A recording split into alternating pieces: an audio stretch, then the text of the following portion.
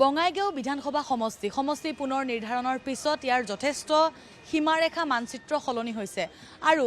অগপৰ দুৰ্গ আচলতে এই বঙাইগাঁও বিধানসভা সমষ্টি সমান্তৰালকৈ বঙাইগাঁৱৰ পৰা 1985 চনৰ পৰাই বিধায়ক হৈ আছিল বিগত লোকসভা নিৰ্বাচনত তেওঁ বৰপেটা লোকসভা সমষ্টিৰ পৰা সাংসদ হিচাপে নিৰ্বাচিত হৈছে মই কৈছো অগপৰ এগৰাকী জ্যেষ্ঠ নেতা ফণীভূষণ চৌধুৰী তথা সাংসদ মই প্ৰথমতে আপোনাৰ ওচৰলৈ আহিছো বঙাইগাঁৱৰ আমি বিভিন্ন প্ৰান্তলৈ গৈছো অগপৰ যি দুৰ্গ বুলি কোৱা হয় বঙাইগাঁও সেই দুৰ্গ এতিয়াও অক্ষত আছে আৰু ৰাইজে কিন্তু আপোনাক যথেষ্ট ভাল পায় এই মুহূৰ্তত এই আপোনাৰ যে ইমান ৰাইজৰ মাজলৈ ওলাই যে আমি দেখিছো আহি আপুনি ইয়াতে চাহ খাই আছে এনেধৰণে আপুনি 1985 চনৰ পৰা এতিয়ালৈকে আছে এই গোটেই যাত্ৰা সন্দৰ্ভত কওকচোন না চাওক এতিয়া মই সাংসদ আজিৰ পৰা 1.5-2 বছৰ আগলৈকে মই বিধায়ক হৈ আছিলোঁ আৰু মই বিধায়ক হৈ থকা কালচোৱাটো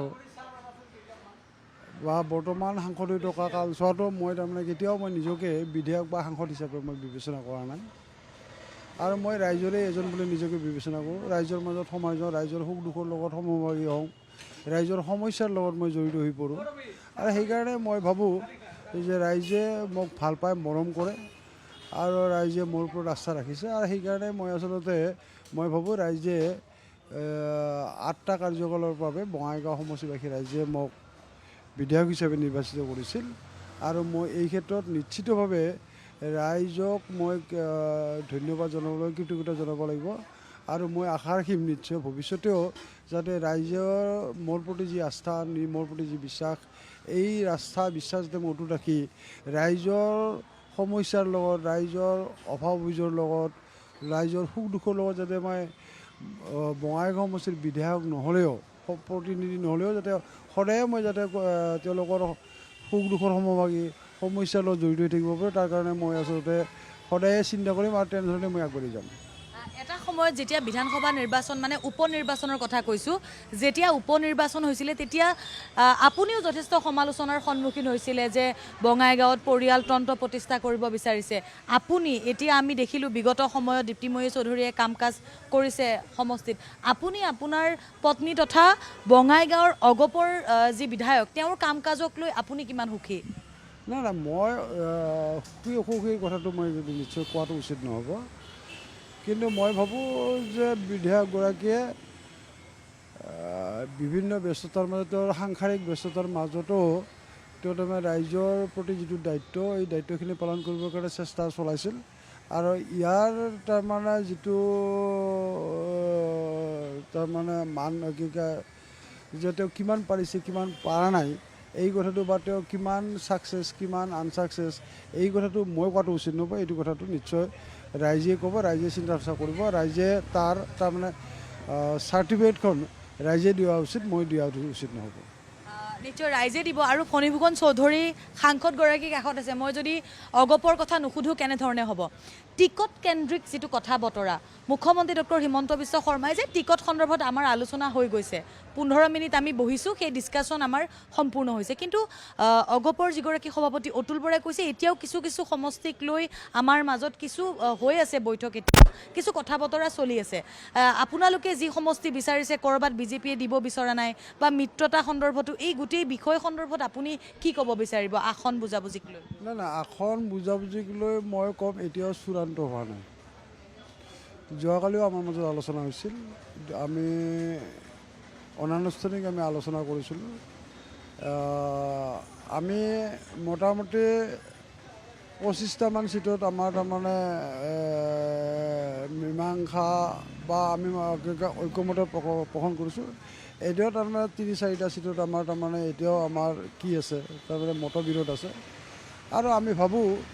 যে আমাৰ যিকেইটা সমষ্টিৰ মতবিৰোধ আছে সেই মতবিৰোধ থকা সমষ্টিকেইটা অতি কম দিনৰ ভিতৰত 2 দিনতে এইটো মীমাংসা এটা উপনীত হ'ব আৰু মীমাংসাত উপনীত হ'লেই নিশ্চয় মই ভাবোঁ যে আমাৰ মাজত যিটো তাৰমানে আসন ভাগ বতৰা প্ৰক্ৰিয়া এই প্ৰক্ৰিয়াটো সমাপ্ত হ'ব মই ভাবোঁ 2 দিনতে হ'ব আৰু এটা কথা মই আপোনাক সুধিব বিচাৰিছোঁ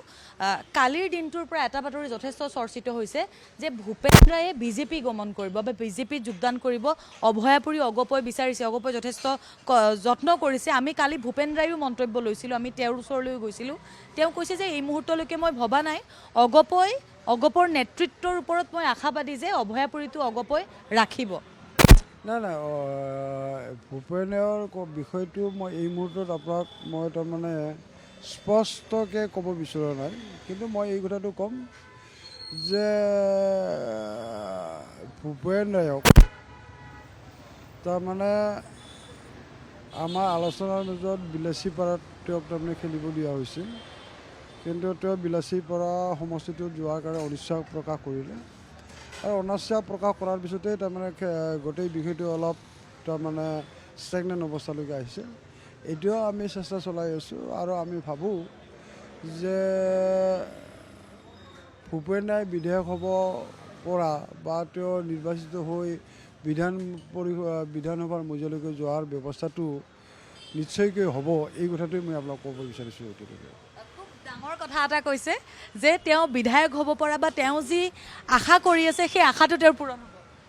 মই ভাবোঁ তেওঁ পূৰণ হ'ব এইটো সকাহৰ খবৰ মই অনুষ্ঠানটো মই আৰু বেছি কথা নাপাতো আপোনাৰ সময় লৈছোঁ মই শেষত এটা কথা সুধিছোঁ কালি যেতিয়া আমি ভূপেন ৰায়ৰ সেই মন্তব্যটো লৈছিলোঁ তেওঁ বিজেপি যাব তেনেধৰণৰ কথা যেতিয়া আমি পাতিছিলোঁ তেতিয়া কিছু কথা আমাৰ কাণলৈও আহিছিল অলপ খবৰ লওঁতে আমি গম পাইছিলোঁ যে